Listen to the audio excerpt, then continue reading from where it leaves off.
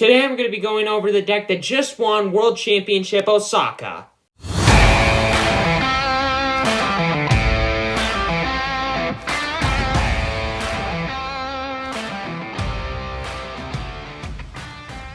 Hello and welcome to the table, and congratulations to Grzegorz, Kowalski.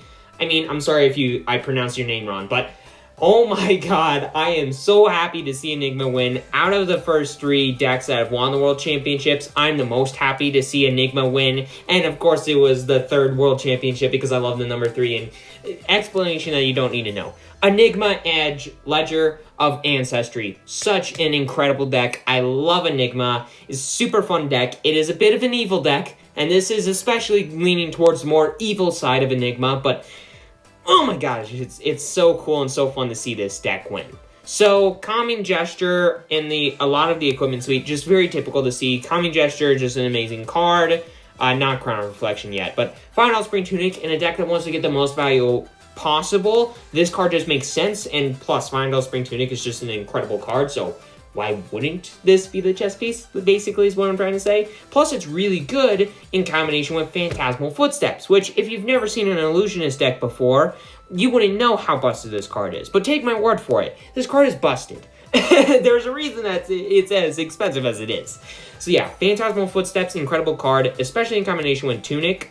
And then Traverse the Universe is just cracked. This it's so stupid. In Part the Mistveil, for the Part the Mistveil decks, it's just like, why would this not be your head piece, basically? Because it's just that good. It's just that solid and stupid.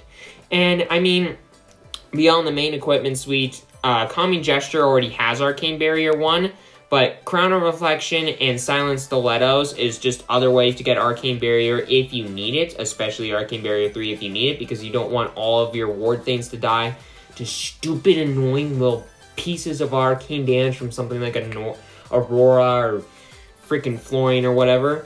But then there's Stonewall Gauntlet as well, just another good, solid arm piece. It's just a solid card. It's just a solid piece of equipment. What do you really want me to say about this card? But yeah, the equipment suite is very solid, very typical Enigma list. And then the main board actually looks pretty typical too. It's got the Astral Etchings, Command and Conquers, Fate Foreseen, Sink Below Package. Spectral Manifestations is a pretty typical card when this list, the sideboard, was more attuned to Zen. And against a lot of the aggro decks right now, it's still very good and still very solid to help you kind of build a board state again. Waxing Spectre is a pretty typical card. Restless Coalescence makes a lot of sense. Obviously all the Transcend cards. Amulet of Echoes just makes a lot of sense because right now a lot of the more aggressive decks, it's like, I'm going to play 2 Mordred Tides if I'm something like Viserai or Florian, Or if I'm something like Aurora, I want to play 2 Arc Lightnings, 2 Channel Lightning Valleys, 2 Flicker Wisps. Like, you want to play multiples of stuff to get the most value possible out of it. And Amulet of Echoes against those aggro decks specifically that Enigma doesn't do too well against. This makes a lot of sense. Pretty typical. Then there is Levels of Enlightenment, makes a ton of sense. Manifestations of Mirror Guide makes a ton of sense. Rage Spectre, very typical common card to see. Sift, though I haven't seen it for long, actually makes a lot of sense. This is a very good way to turn on Transcend for easily. Plus, it's a blue 3-block. That's the main reason why it's so good, because, easy, turn on Transcend, pitches for 3, blocks for 3, what's not to like? Speaking of which, Warmonger's Diplomacy, plus it's just a cracked card, especially in this meta, because there are a lot of decks like Runeblades. It's like 50-50 split. What's her face? Azalea is a kind of 50-50 split, Warmonger's Diplomacy is great into those decks. Second Tenant Chi Wind is something that's kind of uncommon to see, because, I have it in my budget Enigma list, which I actually will go over here in a little bit, but Second Tenant Chi Wind is an uncommon card to see, but it is a good way to turn on Transcend too, which is important in more fatigue style deck where you, again, want to get the most value possible and make sure that you just it's a good card is what I'm trying to say. But this deck is not typical compared to most Enigma lists for the reason that it is a very fatigue style deck. So a lot of the cards that you would have seen in the past, or at least from decks that I've seen in the past, you'd have other attacks such as Miraging Metamorph, maybe Phantasmaclasm here and there. You'd see Battlefront Bastions, reds and blues sometimes as well. You'd see a lot more hybrid style lists that would be aggressive when it needs to be, but also pivot to a more fatiguey style game plan when it can and or needs to.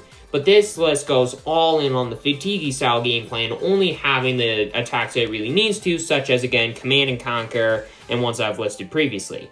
But for those fatiguey cards, got all 9 Count Your Blessings because, I mean, this card is kind of cracked, let's be honest. In a deck like Enigma, this card does way more work than it should. This card right here is the reason that Grzegorz won the World Championship, because of Count Your Blessings. This is the card that won the World Championship, basically.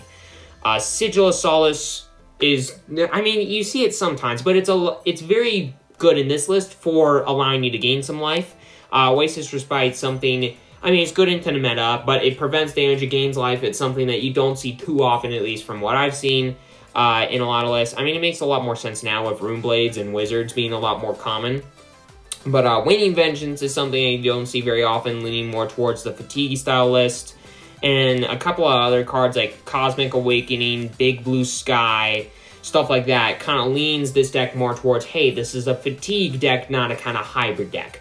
Which makes this deck, even though it doesn't look like an insane list, it just runs a lot of good cards, just a lot of good solid cards. Which makes it a very unassuming deck, but it is really, really good. And it is the deck that kind of counters the meta, because a ton of the best decks in the meta right now, Kaio, Azalea, Viserai, Aurora, just a couple of really good aggressive options right now in the meta. Those decks, this deck counters really, really well, due to either all the ward stuff, and just all the ways to gain life back. Those cards and this fatigue style list is the perfect counter to a ton of the better decks in the meta, which is why this deck won the World Championship. So, congratulations again to Grzegorz, Kowalski, for winning the 3rd ever World Championship Osaka. And for those of you getting into Flesh and Blood, you might look at this list and be like, oh my god, this is the best deck in the game right now. So obviously I should get into it and buy it and whatnot, right? But $940 is a ton of money to spend. So, if you want a more hybrid style Enigma list, or you want a more budget option of this Enigma list, then stay tuned, because Mr. Budget, Table Games CCG, I mean, it's what I do. I love budget and everything, so I gotta do a budget list for this Enigma deck, right? And it's the current Enigma deck that I'm playing and having a ton of success with, so why not, right? Why not go over it in this video too, right? So, let's get into it, starting now. So, I got this list. It's very similar. It's got Calming Gesture, which makes a ton of sense. Celestial Kamano, Diadem and Dream State, and Meridian Pathway are 3 very different cards. This card is not nearly as good as Phantasmal Footsteps, but this card costs $10, whereas Phantasmal Footsteps, let's just say, costs a lot more than that.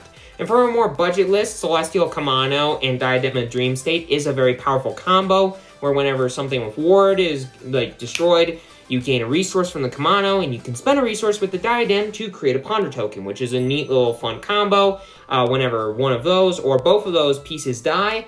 In addition to that, I mean, it's just a very powerful thing going on in the background whenever some of your ward stuff, like your Spectral Shield tokens, or sorry, non-token permanent. But for your non-token permanents, some of your your ward stuff, it is still very common for that to go away before the Celestial Kamano and Diadem and Dream State both die, and then you can just get some fun value out of those 2 cards in that sense.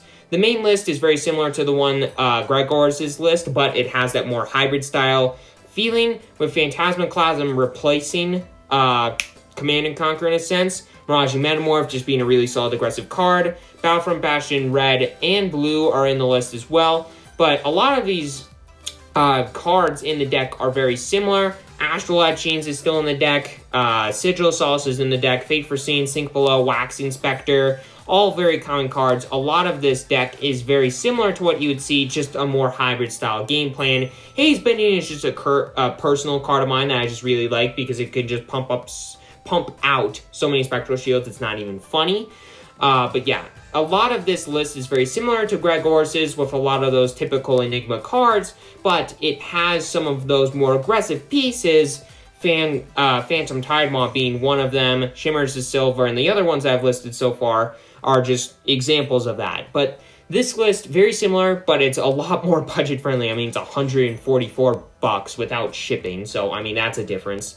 But yeah, very, very powerful list, in my opinion, just a lot more budget friendly. And in the sideboard, very similar, Crown of Reflection, Silent Stilettos, 2 cards that we saw in Grzegorz' list, and Oasis Respite, and all 9 of the Count the Blessings in the sideboard for those really fatiguey style games, or if you need Oasis Respite into like basically a game against arcane damage, or if you need it like for some other reason. I don't know why you would need it for something outside of arcane damage decks, but even then, Oasis Respite is there for you. Count Your Blessings are for more fatiguey style games, but then the main deck itself, again, is just a lot more hybrid compared to Grzegorz' list, but it's just what I'm personally liking and what I think is doing really well for me.